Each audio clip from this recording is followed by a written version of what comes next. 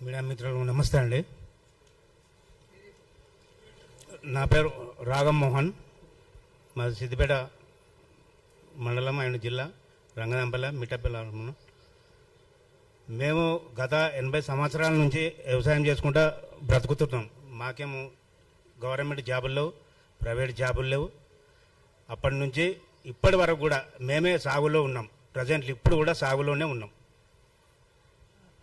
అందులో బర్ల షెడ్లు ఉన్నాయి, కోళ్ళ షెడ్లు ఉన్నాయి, డ్రిప్ సిస్టమ్ ఉంది. 80 సంవత్సరాల నుంచి మేము వ్యవసాయం చేసుకుంటా మేము ఇక్కడనే ఉన్నాం.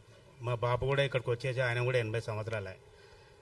ఇక మా బాబు అన్నములు వాళ్ళు వరంగల్ ఉంటారు, వాళ్ళ బిజినెస్లు అక్కడ వాళ్ళు వ్యాపారం చేసుకుంటా బిజినెస్ చేసుకుంటా వాళ్ళు ఉన్నారు. మా బాబు మాత్రం అప్పుడు ఆ రోజుల్లో మా తాత రాగం మల్లయ్య, మా నాన్న పేరు రాగం మల్లయ్య, ఆయన ఇక్కడికి పంపించిండు. నువ్వు అక్కడనే వ్యవసాయం చేసుకుంటే అక్కడనే బతుకో, అక్కడనే ఉండిపో అని చెప్పేసి ఇక్కడికి తోలిండు సిద్దిపేటకు. అప్పటి నుంచి ఇక్కడనే ఉన్నాడు ఆయన. మేము అందరం ఇక్కడనే పుట్టినాం. 80 సంవత్సరాలు 90 సంవత్సరాలు ఆయన ఇక్కడనే వ్యవసాయం చేసుకుంటా బతికిండు. ఆ ఊళ్ళో కూడా ఆయనకు ఒక పేరు ఉన్నది, మంచి పేరు ఉన్నది, ఒక పెద్ద మనిషి లెక్క మంచి గౌరవం ఉన్నది. ఆ విధంగా బతికిండు. ఆయన వ్యవసాయ భూమిలో ఎంతోమంది మా రంగదంపల్లె గ్రామంలో ఎంతోమంది కూలీలు బతికారు, కొన్ని వేల మంది కూలీలు బతికారు గత 80 సంవత్సరాల నుంచి. ఆ విధంగా సాగు చేసుకుంటా ఇప్పటి వరకు ఆయన మా బాపు చేసిండు. మా బాపు తర్వాత ఆయన కొడుకుల మేము ముగ్గురం అంటే మా అన్న పెద్ద రాగం రాజా, రాగం రఘు రెండో అన్న, నా పేరు రాగమోహన్, ముగ్గురం. వాళ్ళు కూడా ఆడ వ్యవసాయం చేసుకుంటా మా పెద్దన్న రాగం రాజా ఆ బావి చుట్టూ చెట్లు కొట్టుకుంటే ఆయనతో బావిలో మిస్ అయి పడిపోయాడు, చనిపోయాడు స్పాట్లో. అందులోనే ఆయన దాన కర్మాలు కూడా అక్కడనే దొడ్డికన్నా జరిగినాయి, ఆ బావి దగ్గరనే జరిగినాయి.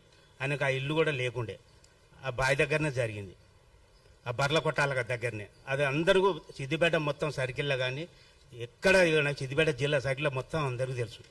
ఆ జనం కూడా ఆయన చనిపోయిన రోజు ఆ దాన కర్మాలు కూడా అక్కడనే జరిగినాయి. అది మా పాలి వాళ్ళకు కూడా తెలుసు, అందరికీ తెలుసు. ఆయన చనిపోయి ఒక 10 సంవత్సరాల తర్వాత రీసెంట్లు మొన్న 2 సంవత్సరాల కింద రెండో అన్న రాగం రఘు ఆయన కూడా సూసైడ్ చేసుకొని చనిపోయాడు అక్కడనే. మా పెద్దన్న అయితే ఏడ చనిపోయాడో బావి దగ్గర, ఆయన కూడా పురుగుల మందు తాగి చనిపోయాడు. ఎందుకంటే వీళ్ళ వేధింపుల వల్ల, మా పాలెవల వేధింపు వలన, ఈ రాజకీయవేత్తల వేధింపుల వలన ఆయన మనసుకు చాలా బాధ అనిపించేసింది. ఇది ఏం జీవితం ఏదనేది. ఒక పురుగుల మంది తాగి చనిపోయాడు ఒక బిఫోర్ 2 సంవత్సరాల క్రితం.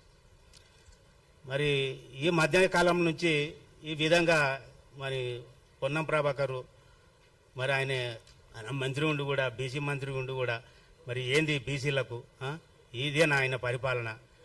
ఆయనకు ఉన్న హోదా ఏంది? ఆయన చేయవలసిన పని ఏంది?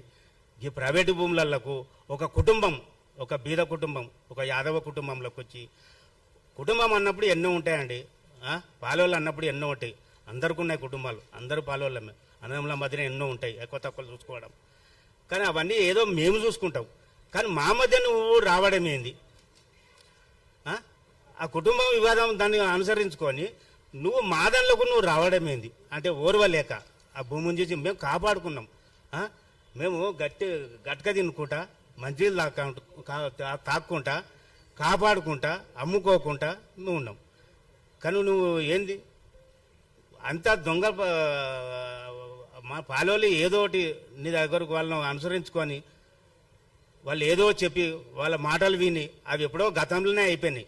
మా తాతగారు రాగం వల్ల అప్పుడే 85లోనే మా పంచోడు ఇప్పుడు మా అబ్బాయి చూపించినట్టు అది ఎప్పుడో అయిపోయింది. అది అక్కడ వాళ్ళకి అయిపోయింది, ఇక్కడ మాకు వచ్చేసింది, మా బాబుకి వచ్చేసింది సిద్దిపేటలో ల్యాండ్. అప్పటికే కొంత ఆయన బతుకున్నప్పుడు కొంత అమ్మిండు, వాళ్ళకి ఇచ్చేసిండు వరంగల్. మిగతా భూమి మా నాన్నగారికి రాసి ఇచ్చేసిండు. పంచోన్నాం కానీ ఇప్పటికీ ఉన్నది మా దగ్గర. మరి ఆ విధంగా మేము అప్పటి నుంచి ఇంతవరకు ఎవ్వరు ఇన్వాల్వ్ కాలే, ఏ రాజకీయ నాయకులు ఇన్వాల్వ్ కాలే. కాకపోతే మా కుటుంబంలో మేమే అది వాళ్ళు ఏదైనా అప్లికేషన్లు ఇవ్వడం ఆడియో ఎంఆర్ఓ ఆఫీసులో, ఆడియో ఆఫీసులో, కలెక్టర్ ఆఫీసులో ఇవి నడుస్తూనే ఉన్నాయి. అంత మటుకే కానీ ఈ రాజకీయ నాయకులు ఎవ్వరి మా మధ్యన ఇంతవరకు ఎవరు రాలే. ఇప్పుడు వచ్చింది ఫస్ట్ ఈయననే, పొన్నం ప్రభాకర్ గారు. పొన్నం ప్రభాకర్ అన్న ఆయన అశోక్ కొడుకు పేరు మీద అంతా దొంగ రిజిస్టర్లు చేసుకున్నారు. ఇక అంతా వాళ్ళు చెప్పినట్టు అధికారులు వాళ్ళు సహకరించారు. ఏమన్నా అంటే వాళ్ళకు కూడా అడిగితే ఇట్లా చేస్తారు ఇట్లా చేస్తారంటే మళ్ళీ పోలీస్ డిపార్ట్మెంట్ కానీ రెవెన్యూ డిపార్ట్మెంట్ కానీ కలెక్టర్ కానీ అందరూ ఏం చేయమన్నా మాకు పైనుంచి మాకు ఫోర్స్ వస్తున్నాయి, మేము ఏం చేయాలి, మీరేంటో కోర్టులో చూసుకోండి, మాకు పైనుంచి ఫోర్స్ వస్తున్నాయి, మేము ఏం చేయాలని చెప్తుర్రు వాళ్ళు. అలాంటప్పుడు మేమేం చేయాలి, మా పరిస్థితి ఏంది? మరి ఇప్పటికైనా ముఖ్యమంత్రి రేవంత్ రెడ్డి గారిని కోరడం ఏమిటంటే మీరు మోకం మీకు వచ్చి మీరు ఎంక్వైరీ చేయండి, ఒక పార్టీని మీరు ఒక ఎంక్వైరీ చేయించి మాకు సరైన న్యాయం చేయగలని చెప్పి మేము కోరుచున్నాం.